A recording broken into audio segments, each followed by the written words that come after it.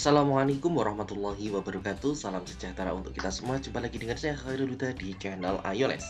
Pada kesempatan kali ini kita akan membahas soal penilaian tengah semester untuk mata pelajaran Ilmu Pengetahuan Sosial kelas 8 semester genap. Adik-adik jangan khawatir, soal ini yang kakak bahas berasal dari bank soal nasional yang dipakai untuk kabupaten kota seluruh Indonesia. Jadi dengan belajar menggunakan soal bank soal nasional ini, diharapkan akan banyak yang keluar di ujian adik-adik semua.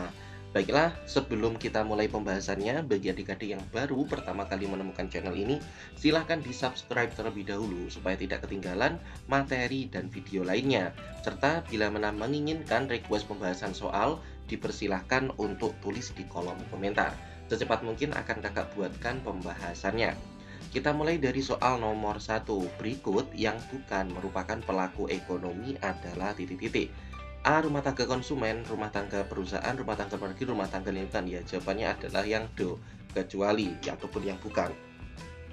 Kita lanjut ke soal nomor 2. Kelompok masyarakat yang melakukan kegiatan konsumsi terhadap barang dan jasa untuk memenuhi kebutuhan hidup diri sendiri ataupun keluarga dinamakan titik-titik. Ya, ini jelas banget ya kalau jawabannya adalah yang A. Rumah tangga konsumen, perusahaan bukan, luar negeri bukan, pemerintah ini juga bukan. Kita lanjut ke soal nomor 3, adik-adik. Pihak yang melakukan kegiatan produksi, yaitu kegiatan untuk menghasilkan barang dan jasa guna memenuhi kepentingan orang lain, dinamakan titik-titik. A. Rumah tangga konsumen, bukan. Rumah tangga perusahaan, ya jelas banget ya. Ini adalah rumah tangga perusahaan. Dia memproduksi barang ataupun jasa untuk kepentingan orang lain. Kita lanjut ke soal nomor 4. Pihak yang bertugas untuk mengatur, mengendalikan, serta mengadakan kontrol terhadap jalannya roda perekonomian dinamakan titik-titik. Ya, apa ini adik-adik? Ya, inilah yang disebut sebagai rumah tangga pemerintah. Let's move on. Nomor 5. Arus barang dan jasa yang masuk dari luar negeri ke dalam negeri disebut titik-titik. Ingat, dari luar menuju dalam. Jelas ya, ini adalah proses yang disebut dengan impor. Kalau ekspor itu kebalikannya, dari dalam ke luar negeri. Kita lanjut ke soal nomor 6. Berikut yang bukan merupakan komponen dari pendapatan rumah tangga adalah titik-titik. Ingat, komponen pendapatan rumah tangga yang bukan sewa,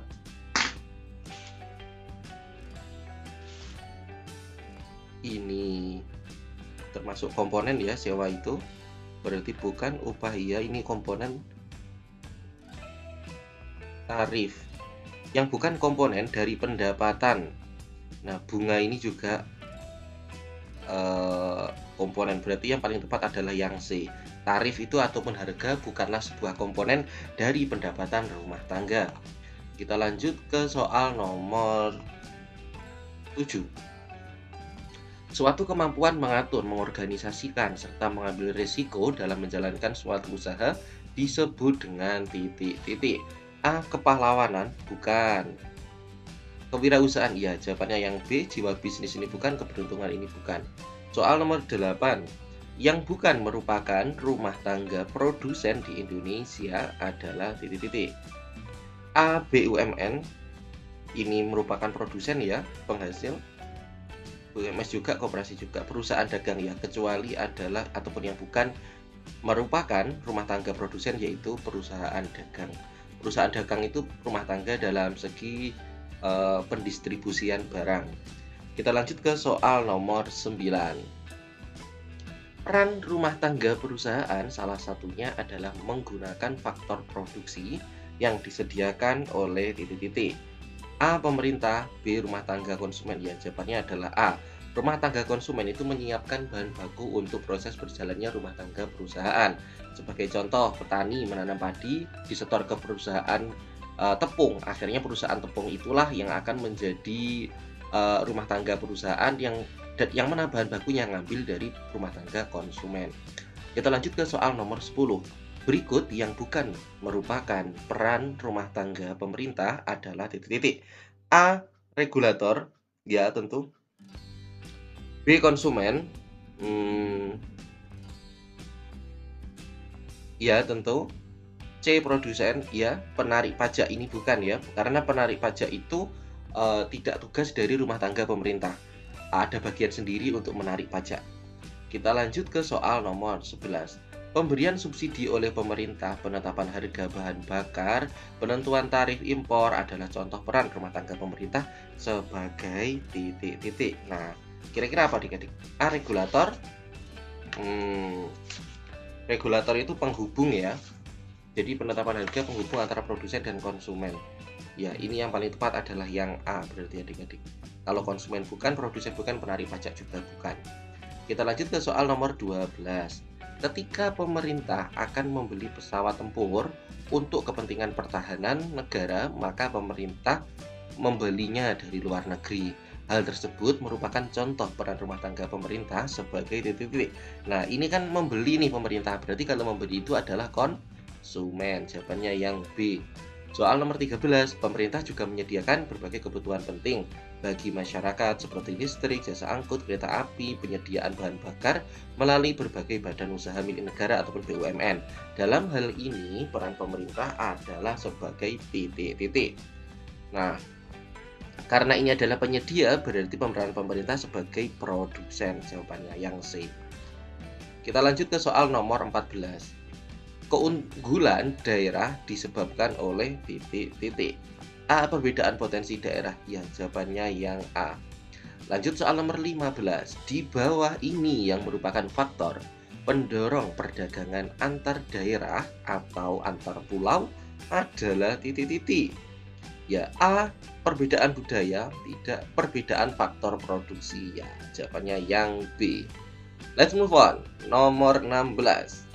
Di bawah ini yang bukan merupakan manfaat dari perdagangan antar daerah atau antar pulau adalah titik-titik. Ya, jawabannya yang do meningkatkan pemerataan jumlah penduduk. Oke. Kita lanjut ke soal nomor 17. Berikut ini yang bukan merupakan pihak yang terlibat dalam perdagangan internasional, yaitu A. Individu, B. Kelompok, C. Pemerintah. Yang bukan adalah partai politik. Nah, partai politik itu tidak dilibatkan ataupun terlibat dalam perdagangan internasional. Kita lanjut ke soal nomor 18. Berikut ini adalah pengertian devisa negara. Adalah A. Mata uang asing yang dikumpulkan oleh pemerintah. Ya, jawabannya adalah yang A. Biasanya devisa negara itu diperoleh dari para tenaga kerja Indonesia TKI ataupun TKW yang pergi ke luar negeri. Soal nomor 19. Jika nilai impor lebih tinggi daripada nilai ekspor, maka hal itu dianggap titik-titik bagi negara. A. Merugikan. Iya, jawabannya merugikan. Karena ketika harga impor itu lebih tinggi dari nilai ekspor, berarti dianggap itu merugikan. Tetapi kalau nilai ekspornya itu lebih tinggi daripada nilai impor, maka itu menguntungkan. Jadi Indonesia bisa ekspor seperti itu. Kita lanjut ke soal nomor 20. Jika barang yang diproduksi dalam negeri dengan menggunakan komponen produksi lokal yang bukan merupakan bahan impor, maka dengan melemahnya nilai tukar dalam negeri, hal tersebut dianggap titik-titik bagi eksportir, yaitu menguntungkan. Oke, let's move on. Nomor 21. Berikut ini yang bukan merupakan faktor pendorong ekspor adalah titik-titik. Ya, A. Keadaan pasar dalam negeri. Ya, jawabannya yang A. Keadaan pasar dalam negeri ini merupakan faktor pendorong ekspor. Soal nomor 22. Indonesia merupakan negara dengan kekayaan laut yang begitu besar. Pemaksimalan potensi laut dapat dilakukan dengan cara titik-titik. A. Memanfaatkan sumber daya laut secara massal, tidak, nanti bisa habis ya. Memberikan pelatihan kepada masyarakat tentang cara-cara memanfaatkan sumber daya laut dengan cara yang bijaksana. Ya, jawabannya adalah yang B. Kita lanjut ke soal nomor 23. Berikut yang bukan upaya meningkatkan ekonomi maritim di Indonesia adalah titik-titik. A. Mengenalkan batas-batas laut Indonesia. Ini merupakan upaya, jadi benar. meningkatkan kualitas SDM oleh pemerintah ini benar memberikan kebebasan kepada kapal asing ya. Kecuali ataupun yang bukan, itu jawabannya adalah yang C. Kita lanjut ke soal nomor 24. Redistribusi pendapatan dilakukan sebagai salah satu bentuk negara dalam titik-titik A. Jaminan sosial yang dilakukan negara kepada masyarakat. Ya, jawabannya adalah yang A. Kita lanjut ke soal nomor 25.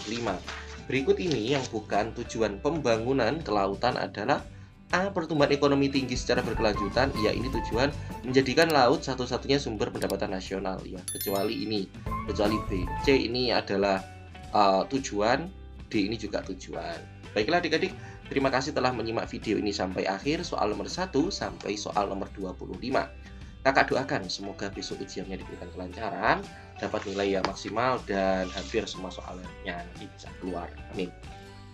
Bila mana mau request soal, silahkan tuliskan saja di kolom komentar. Nanti secepat mungkin akan kakak buatkan pembahasannya. Baiklah, cukup sekian dari kakak akhiri. Terima kasih. Wassalamualaikum warahmatullahi wabarakatuh.